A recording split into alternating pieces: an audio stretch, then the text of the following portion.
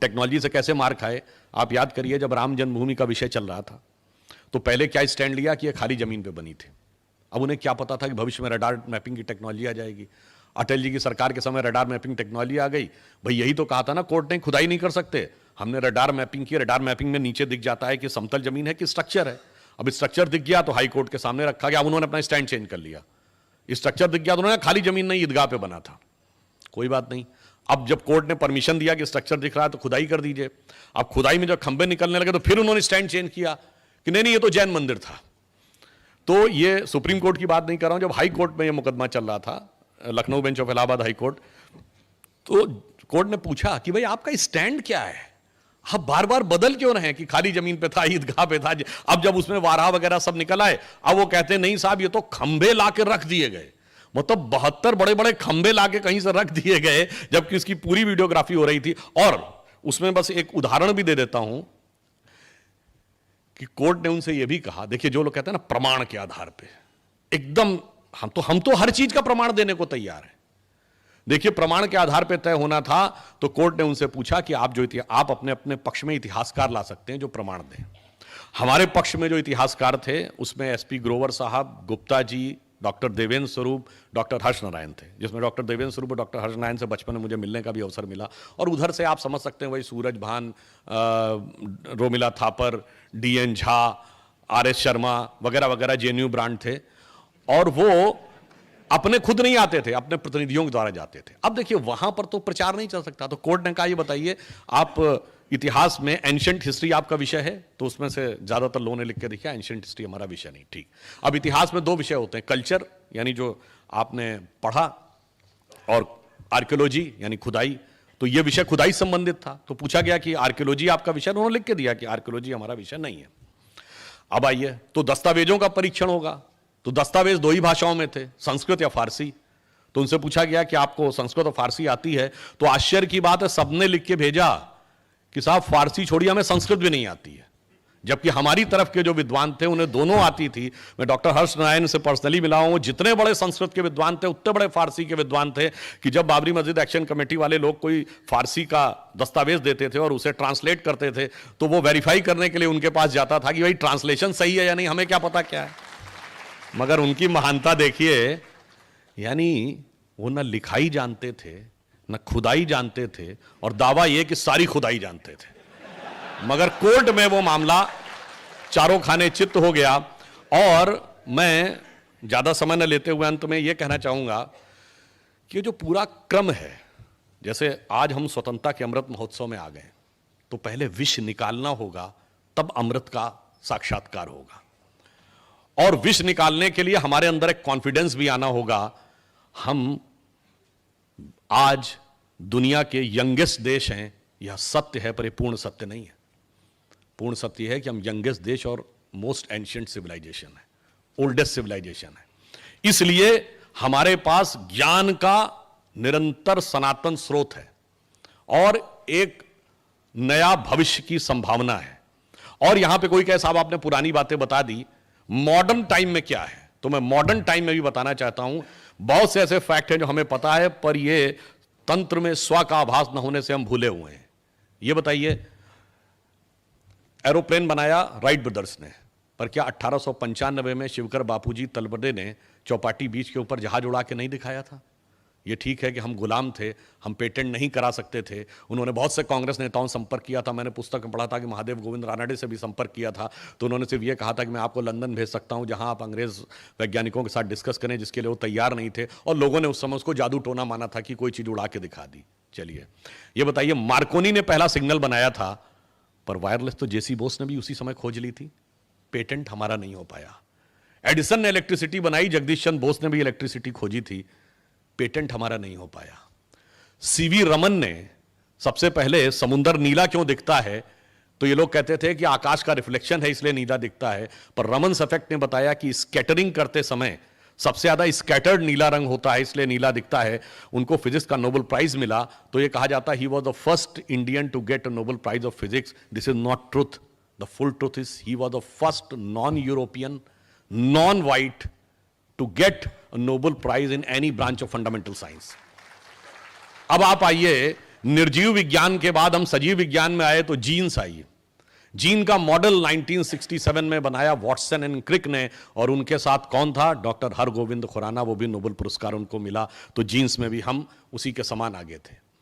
अगली चीज आई, अगर आप अभी जिसका उल्लेख किया गया, 21वीं सदी की अभी की सबसे बड़ी खोज क्या है? हिग्स बोसॉन, जिसको गॉड पार्टिकल कहते हैं। ये दो साइंटिस्टों के नाम पे है, इंग्लैंड के पीटर हिग्स, और बोसॉन शब्द भारत के सत्येंद्र नाथ बोस के नाम पर है, जिन्होंने इसकी अवधारणा दी थी पहले। इसका अर्थ क्या हो गया? आधुनिक विज्ञान के भी हर कदम के ऊपर हमारे पूरी छाप दिख रही है, पर स्व का तत्व का ऐसा अंधकार का अध्यास है कि हम उसे नहीं देखना चाहते। अब हम कंप्यूटर में देखें तो अगर हम इसमें कहें तो आज माइक्रोसॉफ्ट का सीईओ भी हमारा है, गूगल का सीईओ हमारा है, पेप्सी की सीईओ हमारी है। अगर आप देखें तो जो सिटी बैंक का सीईओ हमारा था, जिसमें मैंने पहले भी बोला है कि एक बार एक पाकिस्तान के पत्रकार के साथ हमारा टीवी बहस हो रही थी, और उन्होंने कहा कि अरे आप जो हैं आप लोग इसलिए करते हैं, आपके पास बड़े बड़े कंपनी के सीईओ हैं तो आप लोग गूगल को मैनेज कर लेते हैं। क्योंकि उस जमाने में एक बात चली थी कि आप भिखारी टाइप करिए गूगल पे तो इमरान खान की फोटो आ जाती थी। तो उन्होंने कहा कि सुंदर पिचाई गूगल का चीफ है और वो इंडियन है, इसलिए इन्होंने मैनेज कर रखा है। तो हमने कहा कि मैडम आपसे गलती हो रही है, हमारे सिर्फ एक चीफ नहीं है, मैंने सारे चीफ गिनाए, बड़ी बड़ी मल्टीनेशनल्स के चीफ यहाँ हैं। 75 साल पहले, जैसे माननीय मोहन जी ने कहा, हम स्वतंत्र हुए और वो और घोषित रूप से परतंत्र हो गए। तो वो कहाँ पहुंचे? उनके यहाँ भी बहुत सारे चीफ हैं, लश्कर ए तैयबा का चीफ, जैश ए मोहम्मद का चीफ और अलकायदा का चीफ। तो ये दोनों की धारा अलग अलग हुई। और इतना ही नहीं, हम एक और बात समझिए, सिर्फ हम सांसारिक रूप से ही आगे आने की क्षमता नहीं रखते हैं। एक और फैक्ट आपको 1 मिनट में और बता देता हूं, हम में से बहुत से लोगों को नहीं ध्यान होगा, ये जो कंपनीज हैं, चूंकि गुजरात में तो व्यापार का बड़ा क्षेत्र है, पब्लिक इशू करने वाली दुनिया की पहली कंपनी कौन थी? ये सन 1600 कुछ की बात है, it was Dutch east India company. World के ट्रेड पर अगर सबसे बड़ा हिस्सा दुनिया में all time in the history किसी एक कंपनी का रहा है तो 50% of the global trade control किया है ब्रिटिश ईस्ट इंडिया कंपनी ने। दोनों में इंडिया है।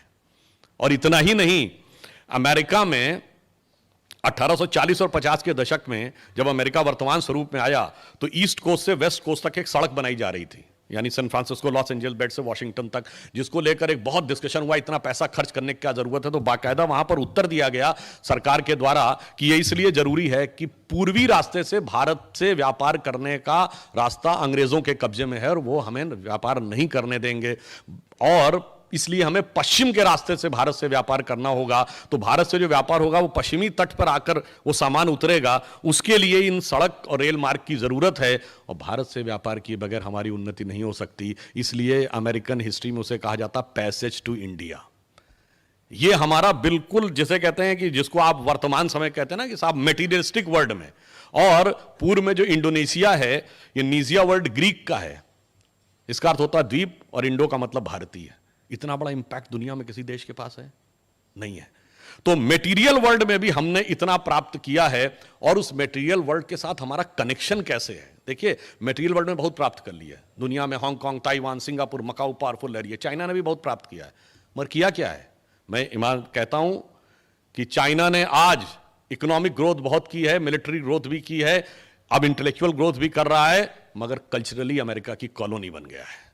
क्योंकि वहां का यूथ सिर्फ डिस्कोथेक पब में झूमो, एक अच्छी नौकरी पाओ, उसके बाद बर्गर खाओ और उसी में झूमता हुआ रह रहा है। कहां गई वो चाइनीज सभ्यता? वो समाप्त हो गई। इसलिए हम यह कहना चाहते हैं कि हम जब अपने स्व के साथ उभरेंगे तो दुनिया को एक अलग प्रकार का संदेश देते हुए आएंगे, क्योंकि हम किसी को डोमिनेट करने के लिए नहीं आ रहे हैं, हम पूरे वर्ल्ड को मोटिवेट करने के लिए आ रहे हैं। यह हमारे स्व के तत्व का अधिष्ठान है, और यह जब उभर के सामने आएगा तो उसका मूल कारण जानते हैं क्या? एक पंक्ति में कह के समाप्त करता हूं, सारा का सारा स्रोत कहां से आता है? आप सबको पता होगा कि जब महात्मा गांधी से ह्यूमन राइट्स की बात कही गई तो उन्होंने लिखा था, my illiterate but wise mother has told me that if you want to ensure everybody's human right, in my opinion there are no fundamental human right, there can only be the fundamental duties. But वो illiterate but wise mother ने कैसे बताया? वो सारी duties कहाँ हैं? भगवान राम की कथा देख लीजिए, सबका सबके साथ सिर्फ कर्तव्य है, भाई भाई का कर्तव्य, पिता पुत्र का कर्तव्य, पति पत्नी का कर्तव्य, राजा प्रजा का कर्तव्य, सब जगह सिर्फ कर्तव्य ही कर्तव्य है। और परिवार के अंदर, मैंने तो एक आध बार ये बात टीवी पर भी बोली कि आप किसी धर्म मजहब के मानने वाले हो, अपने घर में क्या चाहते हो, 4 भाई हो, उनमें ऐसा प्रेम हो कि एक दूसरे के साथ वन में जाने को तैयार हो, तीसरा खड़ाऊ रख के शासन करने को तैयार हो, और आपके एक वचन पर आपके बेटा या बेटी सारी संपत्ति छोड़ने को तैयार हो। यह है राम लक्ष्मण भरत शत्रुघ्न। या फिर दूसरी परंपरा में एक 4 भाई हैं, शुजा, मुराद, दारा और औरंगजेब, कि एक बाकी 3 को कत्ल कर दे, बुढ़ापे में आपको जेल में डाल दे। और चूंकि यह पितृपक्ष चल रहा है तो यह भी कहना चाहता हूं कि जिस जमाने में शाहजहां को उसने जेल में रखा था तो पानी भी वो कैलकुलेट करके देता था, अनाज और पानी। तो शाहजहां ने कहा तू अनाज मुझे नहीं देता, कम से कम मेरा पानी की क्वांटिटी बढ़ा दे, तो उसने बढ़ाने से मना कर दिया था। तो फारसी में एक कविता लिखी थी, वो फारसी कविता मुझे नहीं याद है, जिसमें इसने लिख के भेजा था कि तू जिंदा बाप को पानी के लिए तरसा रहा है, तुझसे तो कहीं अच्छे हैं काफिर हिंदू जो अपने मरे हुए पूर्वजों को भी पानी देते हैं। तो आप सोचिए कि हमारी सोच सिर्फ वर्तमान में नहीं है, लंबे समय तक पीछे जाती है। और अब ये वर्ल्ड की डिप्लोमेसी कैसे प्रभावित करती है, आज पूरे विश्व में देखिए क्या करना चाहता है यूक्रेन का रशिया, एनेक्सेशन, दूसरा है सब्जुगेशन, तीसरा है डोमिनेशन। यानी या तो मिला लो अपने में, या परोक्ष रूप से उस पर शासन करो, या उसको किसी ट्रीटी का हिस्सा बनाकर उसका शोषण करो। ये 3 चीजें हैं।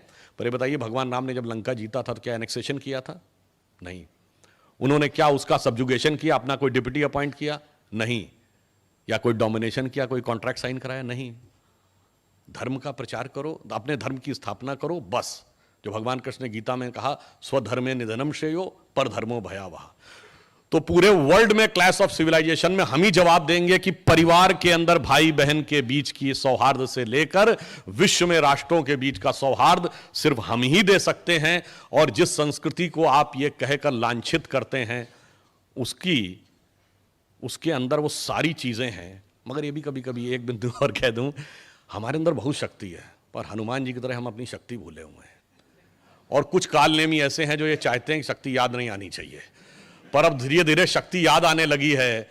तो हमारी शक्ति क्या थी कि हमने समुंदर के ऊपर सेतु बनाया था, आकाश से गंगा उतारी थी, सोने की लंका थी, मड़ियों का महल था। ये सब हमारे लिए तुच्छ था क्योंकि हम अंदर की यात्रा करते थे। यह शक्ति को मैं अटल जी की एक बड़ी प्रसिद्ध कविता, देखिए, मैं कहूंगा कि मोदी जी ने यह कहा है ना कि अमृत काल में हमें भारत को भवितव्य तक पहुंचाना है। भवितव्य कैसे पहुंचेगा? 3 चीजें, शक्ति भी, विद्या भी और करुणा भी। जो करुणा का तत्व जिसका मोहन जी ने कहा। शक्ति क्या है? उनकी प्रसिद्ध कविता हिंदू तन मन हिंदू जीवन, रग रग हिंदू मेरा परिचय, आपको याद होगी। तो पहले तो आवश्यकता पड़ने पे क्या है कि मैं शंकर का वह क्रोधानल कर सकता जगती छार छार में, डमरू की प्रलंकर ध्वनि नचता जिसमें भीषण संहार, रणचंडी की अतृप्त प्यास में, दुर्गा का उन्मत्त हास में, यम की प्रलंकर पुकार, जलते मरघट का धुआंधार, फिर अंतरतम की ज्वाला से जगती में आग लगा दूं मैं, यदि धधक उठे विप्लव लेकर जलथल अंबर जड़ चेतन तो कैसा विस्मय, हिंदू तन मन हिंदू जीवन, रग रग हिंदू मेरा परिचय। शक्ति तो हमारी यह है कि संपूर्ण विश्व का संहार कर सकते हैं, पर मैं विश्व को देना क्या चाहता हूं? मैं अखिल विश्व का गुरु महान, देता विद्या का अमर दान, मैंने दिखलाया मुक्ति मार्ग, मैंने सिखलाया ब्रह्म ज्ञान, मेरे वेदों का ज्ञान अमर, मेरे वेदों की ज्योति प्रखर, मानव के मन का अंधकार क्या कभी सामने सका ठहर, मेरे स्वर नभ में गहर गहर, सागर के जल में छहर छहर, इस कोने से उस कोने तक कर सकते जगती सौरभ में, हिंदू तन मन हिंदू जीवन, रग रग हिंदू मेरा परिचय। विजयदशमी के दिन आपने 4 वर्ष पूर्व एक बार इसका उल्लेख किया था, मैंने छाती का रक्त पिला पाले विदेश के। खैर, मैं अंत में कहता हूं, हम वर्ल्ड को राइज करेंगे तो किस लिए? होकर स्वतंत्र मैंने कब चाहा मैं कर लूं जग को गुलाम, मैंने तो सदा सिखाया है करना अपने मन को गुलाम। गोपाल राम के नामों पर कब मैंने अत्याचार किया, कब दुनिया को हिंदू करने घर घर में नरसंहार किया, कोई बतलाए काबुल में जाकर कितनी मस्जिद तोड़ी, भूभाग नहीं शत शत मानव के हृदय जीतने का निश्चय, हिंदू तन मन हिंदू जीवन, रग रग हिंदू मेरा परिचय।